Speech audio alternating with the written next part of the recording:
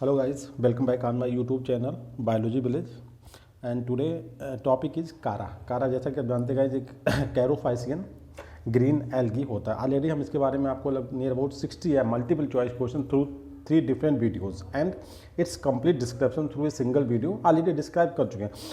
Now अब हम discuss करने जा रहे हैं कुछ इंपॉर्टेंट पॉइंट जो अभी लेफ्ट थे about the Chara. So I decided to present in a single video with 23 multiple choice question. Guys देखते हैं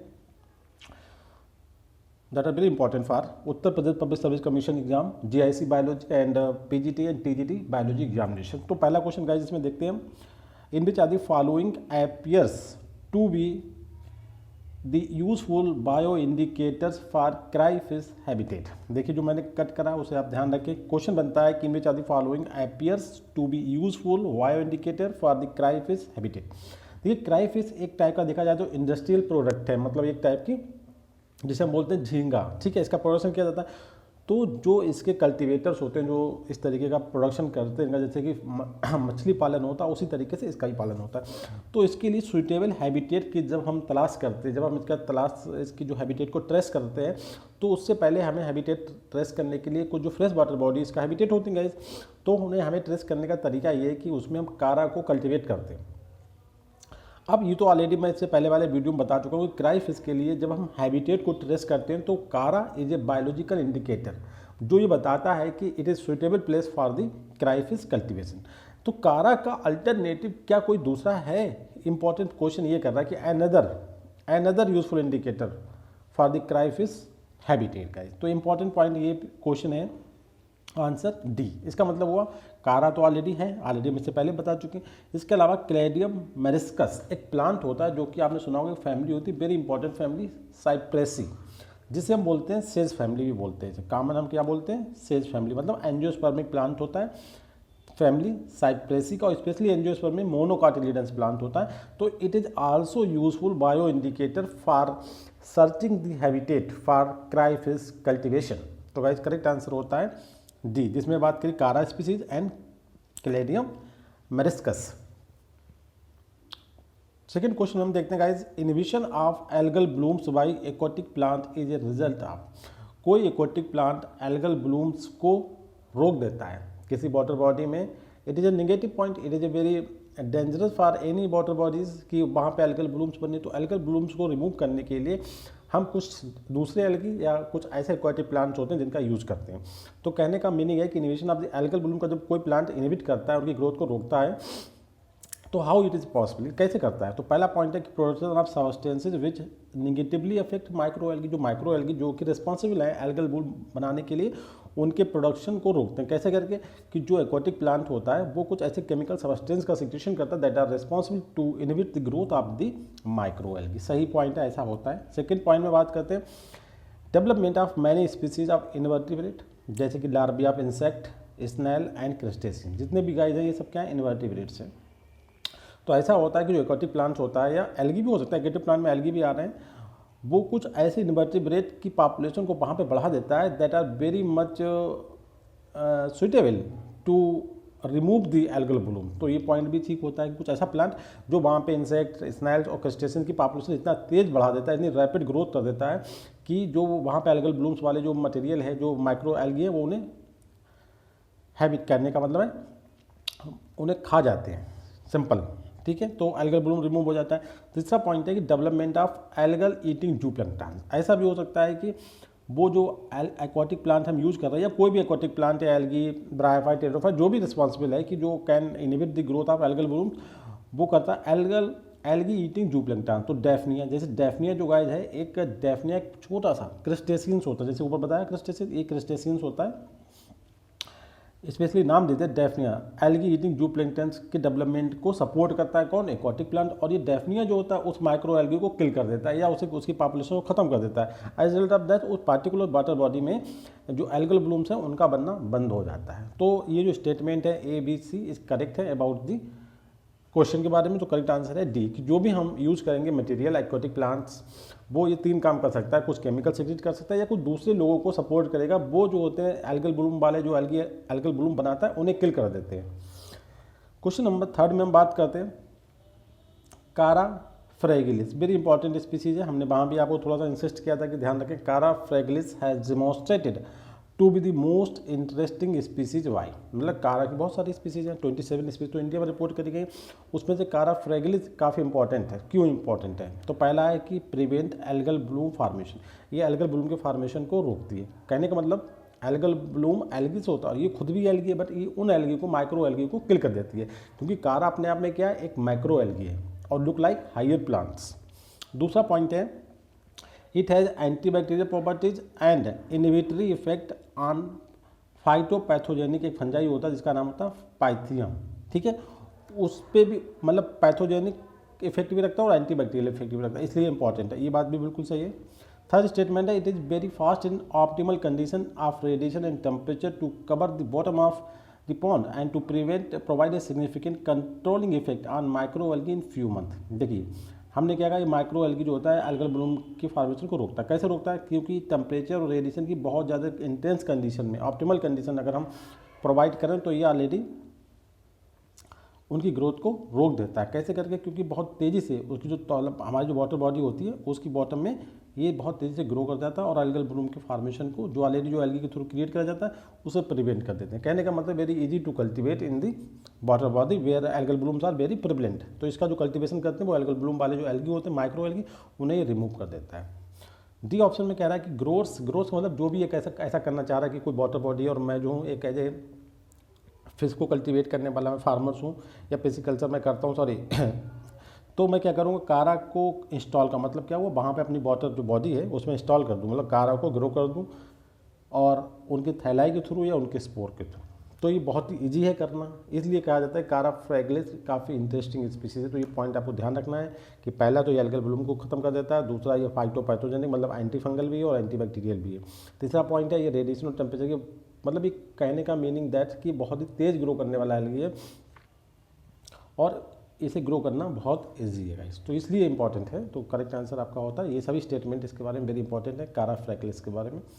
क्वेश्चन नंबर 4 में बात करते हैं, ये काफ़ी इंपॉर्टेंट क्वेश्चन है और इस क्वेश्चन की वजह से कारा को कई नाम दिए गए, जैसे एक हमने नाम बताया था आपको मुस्क बीट, एक नाम और बताया था, लेक्चर आप देखिए हमारे से पहले वाले लेक्चर, उसमें आपको पता चलेगा।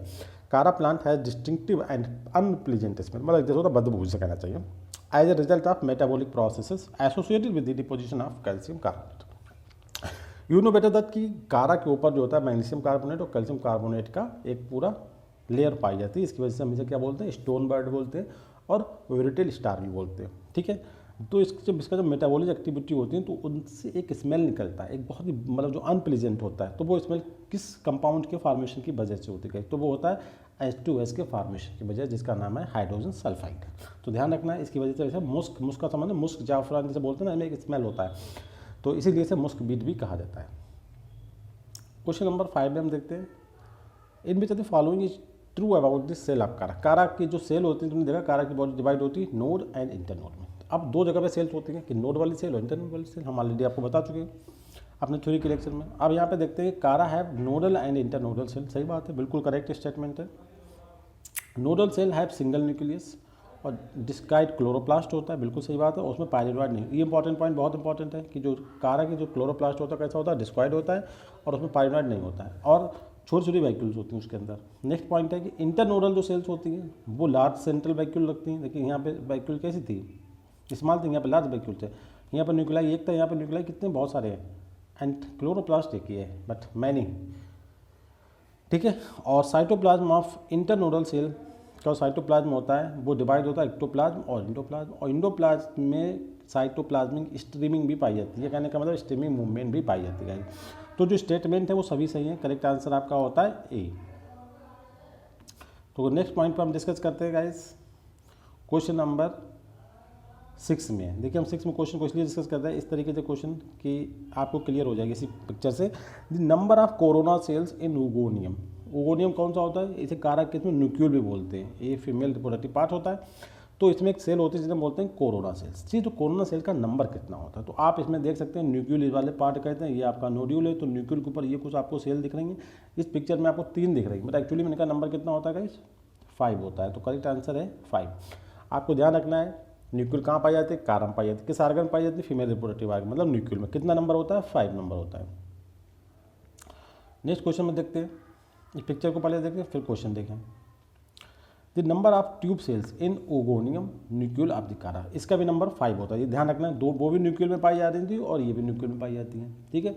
तो ट्यूब सेल जो है उनका नंबर कितना है, कहाँ पाई जाती है, ओगोनियम न्यूक्लियल में, और नंबर कितना है, नंबर इनका भी गाइस 5 होता है। ये देख रहे हैं आप लोग ट्यूब सेल, देखिए ये ट्यूब सेल आपको दिख रही है, ये आपका ओगोनियम है, ओगोनियम की ट्यूब सेल, इनका नंबर कितना होता है, 5 होता है। नेक्स्ट पॉइंट में देखते हैं क्वेश्चन नंबर 8 में कि number of shield cells in antheridium. Antheridium क्या होता है, जो मेल रिप्रोडक्टिव पार्ट होता है कारा का, उसे बोलते हैं हम एंथ्रीडियम बोलते हैं। एंथ्रीडियम में जो सील सेल का नंबर होता है वो कितना होता है, तो सील सेल का नंबर एंथ्रीडियम में गाइस होता है 8, ये ध्यान रखना है। ये भी आप देख सकते हैं सील सेल, देखिए गाइस ये सील सेल हो गई है, इसलिए मैंने पिक्चर लगाया, देखिए ये सील सेल है, इनका नंबर 8, ये बात जो ब्लैक कलर की दिख रही है ये दिस यहाँ पर हम 4, मगर टोटल नंबर इनका जो होता है एक ओगोनियम में इनका नंबर 8 करीब होता है, 8 होता है, ध्यान रखना है आपको।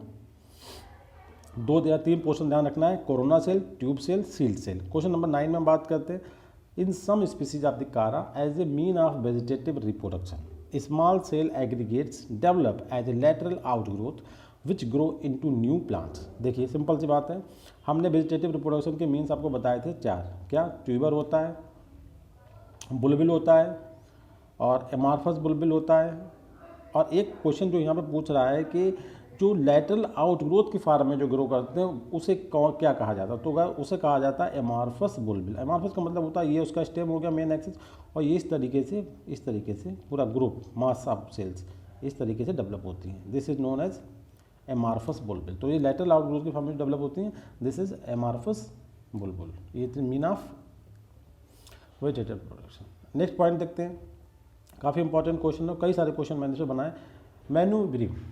मैन्यूब्रम इन कारा इज कंसर्न। पहला क्वेश्चन तो गाइस ये क्लियर हो जाता है कि मैन्यूब्रम पाया कहाँ जाता है, क्वेश्चन में आंसर है कारम पाया जाता है। अगर दूसरा क्वेश्चन है कि किस पार्टिकुलर आर्गन में पाया जाता है, जिसके एंथीडियम पाया जाता है, ओगोनियम पाया जाता है, तो हम फिर पिक्चर देखते हैं और इससे हम क्लियर कर लेंगे कि मैन्यूब्रम पाया कहाँ जाता है। देखिएगा इसमें आप देख सकते हैं ये क्या है आपका सी पिक्चर क्या है, सी पिक्चर है आपका न्यूक्लियल का मतलब क्या होता है, ये देखिए सी पिक्चर है ये, और सी पिक्चर क्या है, फीमेल रिप्रोडक्टिव ऑर्गन, और मैन्यूब्रम कहाँ पे दिख रहा है आपको, फीमेल में दिख रहा है, तो ये कहाँ पाया जाता है, न्यूक्लियल, मतलब आपका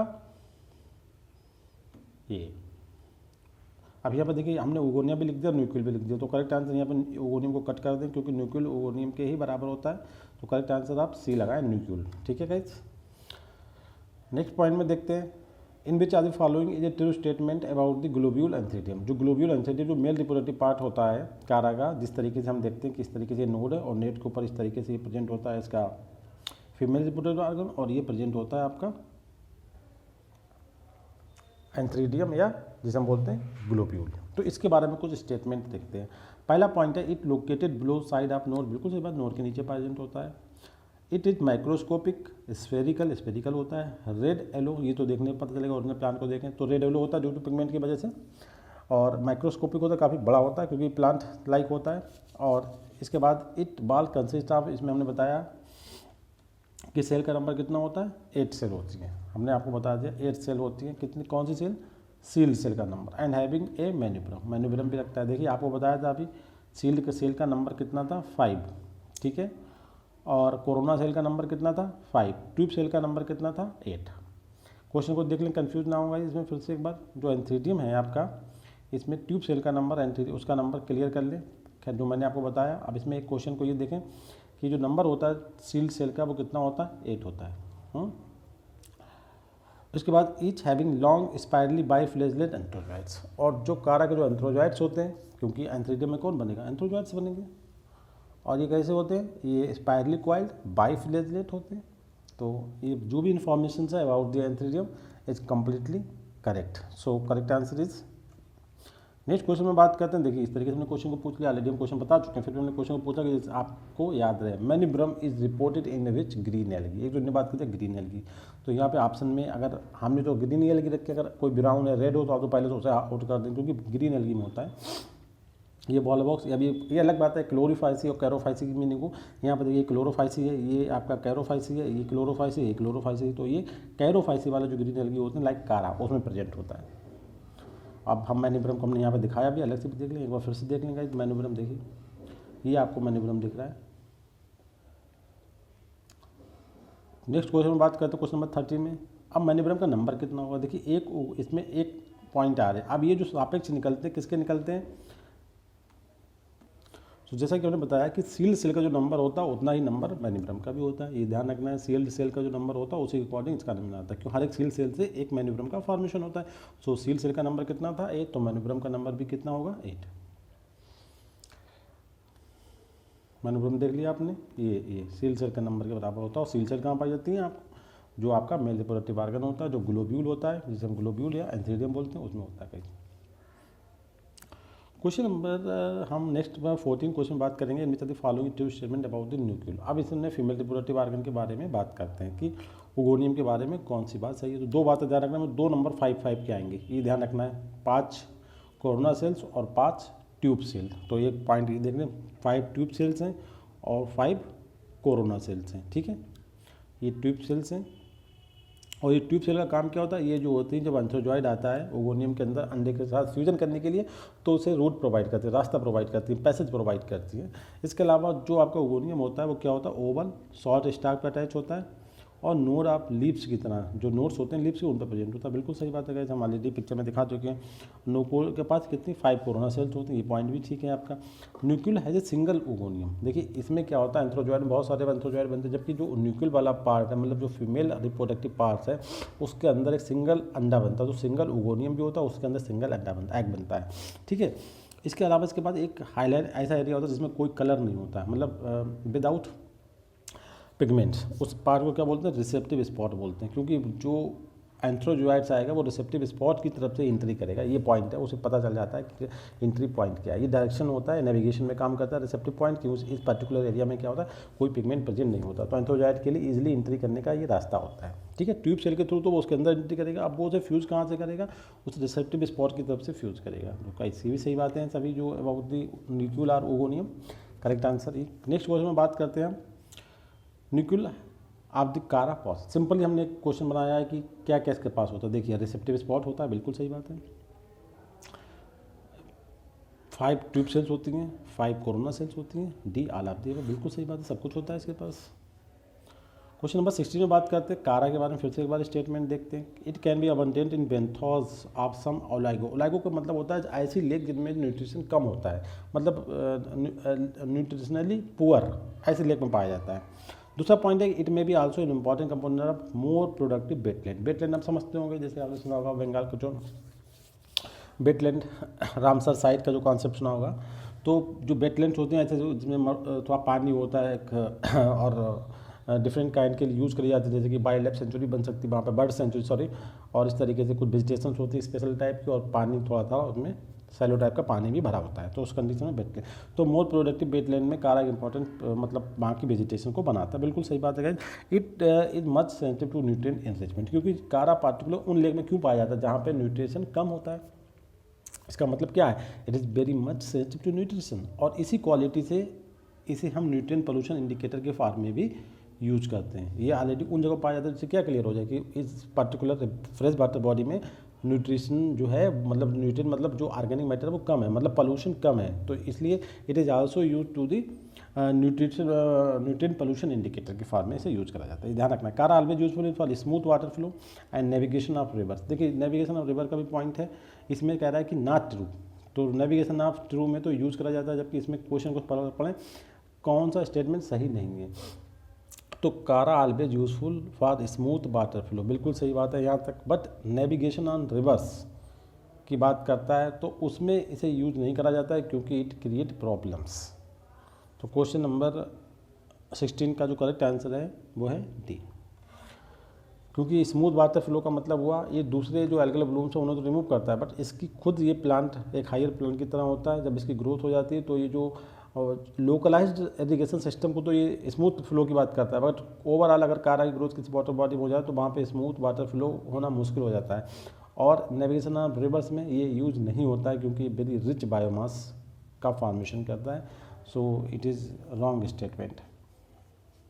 अब आता है streaming movement is reported in. Streaming movement हमने आपको बताया कि अगर हम एक सेल का इसके व्यू करें तो जो कारा की सेल होती है उसका साइटोप्लाज्म 2 पार्ट में डिवाइड होता है, अंदर का एंडोप्लाज्म, बाहर का एक्टोप्लाज्म। तो एक्टोप्लाज्म में एंडोप्लाज्म के 2 पार्ट हो गए। जो इसका एंडोप्लाज्म वाला पार्ट होता है अंदर वाला, उसमें एक टाइप की मूवमेंट पाई जाती है जिसे हम बोलते हैं स्ट्रीमिंग मूवमेंट। तो गाइस हम बता सकते हैं सिंपली कारा में स्ट्रीमिंग मूवमेंट होती है। Chara is likely to evolutionary precursor of land plant become. Very important और बहुत ही रिलेवेंट क्वेश्चन है कि कारा को हम हायर प्लांट का एंसेस्टर मानते हैं, प्रिकर्सर्स मानते हैं। क्यों मानते हैं, किस आधार पर ऐसा हम बोलते हैं? तो पहला पॉइंट है कि they are vascular like higher plant. भाई नहीं, गलत बात, ये वैस्कुलर नहीं होते हैं।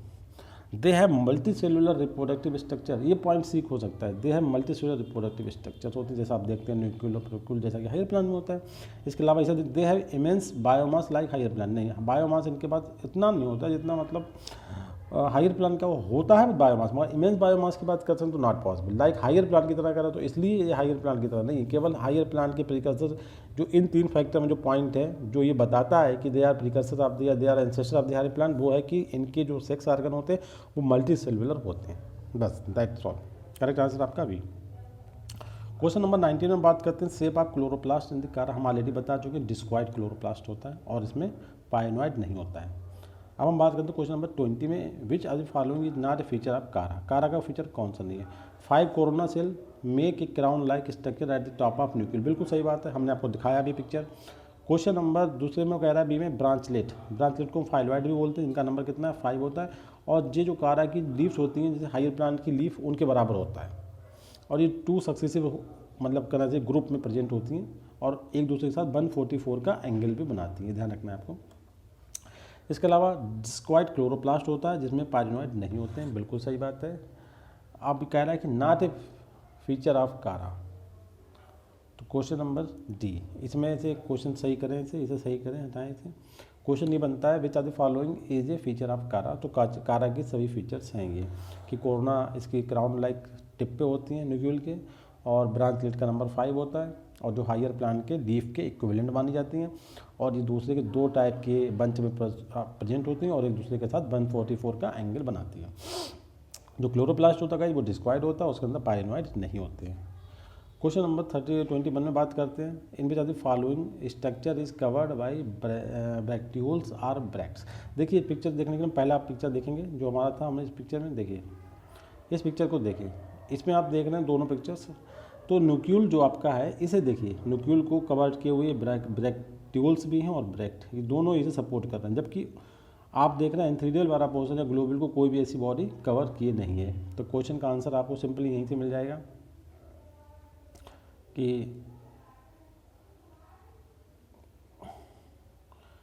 In which are the following structure is covered by bracteoles are bract. और वो भी देखा आपने जो पिक्चर देखा है उसमें दोनों स्पीसीज दिखाई हैं। फिर से पिक्चर को देखिए, इस पिक्चर में देखेंगे मोनेसिस स्पीसीज भी और डायसिस स्पीसीज भी हैं। देखिए ये आपको डायसिस स्पीसीज में भी ब्रैक्टियल दिख रहे हैं आपको कवर किए हुए, और मोनेसिस दोनों जगह पे ब्रैक्टियोल जो होते हैं, ब्रैक्टियोल्स और ब्रैक्ट सेल, यहाँ पे क्या देख रहे हैं ब्रैक्टियोल, दोनों जगह कॉमन है कि चाहे मोनेसिस पे तो डायसिस जो आपकी न्यूक्लियल होता है फीमेल रिप्रोडक्टिव ऑर्गन होता है वो ब्रैक्टियोल्स और ब्रैक्ट के थ्रू कवर्ड होता है, is true. So correct answer का देखिए क्या होगा यहाँ पे,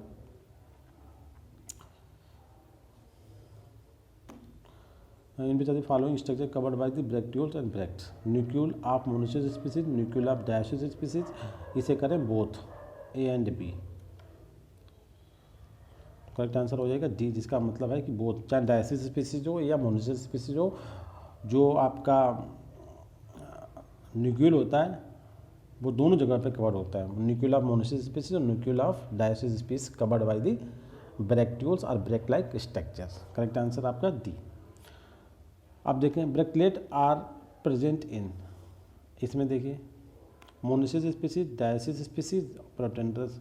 तो प्रोटेंडर तो क्वालिटी है, जब आंसर आपके पास सीधा आपका आंसर आपके पास है, सॉरी करेक्ट आंसर डी, क्योंकि चाहे डायसिस हो चाहे मोनेसिस हो दोनों स्पीसीज में देखा ब्रैक्टलेट प्रेजेंट होते हैं। तो करेक्ट आंसर आपका इस क्वेश्चन का करेक्ट आंसर क्या होगा, सी होगा, चाहे मोनेसिस स्पीसीज चाहे ब्रैक्टलेट दोनों जगह पे पाए जाते हैं, क्योंकि कारा की स्पीसीज 2 टाइप की होती है, मोनेसिस एंड डायसिस। जो मोनेसिस होती हैं वो प्रोटेंडर्स होती हैं, तो इसलिए किसमें बताया था क्रॉस फर्टिलाइजेशन होता है। और लास्ट क्वेश्चन वेरी इंपॉर्टेंट जो पॉइंट हम बताने जा रहे हैं, कारासोम इज फाउंड इन, देखिए हमने क्वेश्चन को बनाया है, वेरी इंपॉर्टेंट क्वेश्चन है, क्लेमाइडोमोनास में भी सी, कोलियोकीट, कारा, सार्गेसम। तो यहाँ पे भी देखिए एक इंपॉर्टेंट पॉइंट ये है, इस तरीके से अगर क्वेश्चन आता है एग्जाम में, अब बात तो ये आएगा नहीं, कोलियोकीट टाइप का कोई एग्जाम्पल यहाँ पे हम कर दे रहे हैं आपका ओडोगोनियम। इसे कॉन्सेप्ट आपको बताने में आसानी है। कारासोम क्या होता है रियल में? कारासोम जो इसकी जो प्लाज्मा लेमा होता है उसकी फोल्डिंग्स होती हैं, जो स्पेशली जो फैमिली जो कारा की फैमिली है कैरेसी, उसके जितने मेंबर्स हैं उनमें स्ट्रक्चर पाई जाती है। और ये या हम ऐसे कह सकते हैं coated invagination of the plasma membrane, ठीक है। और ये पीएच सेंसिटिव होती है। पीएच अगर बढ़ने घटने से इनका बनना और बिगड़ना, मतलब इनका अपीयरेंस और डिसअपीयरेंस डिपेंड करता है इनके पीएच पे। तो जो कैरोसोम्स होती हैं just a infoldings of plasma membrane reported in the family Characeae. तो इसमें आपको ध्यान रखना है कि एग्जाम्पल कौन सा, क्लेमाइडोमोनास, ओरोगोनियम, कारा, सार्गेसम। तो करेक्ट आंसर गया क्या होगा? कारा। कारा में कारासोम पाई जाती है और दीज आर क्या है? प्लाज्मा लेमा की कोटेड इनफोल्डिंग्स या कोटेड इन्वेजिनेशंस को हम कहते हैं guys. So thank you very much guys.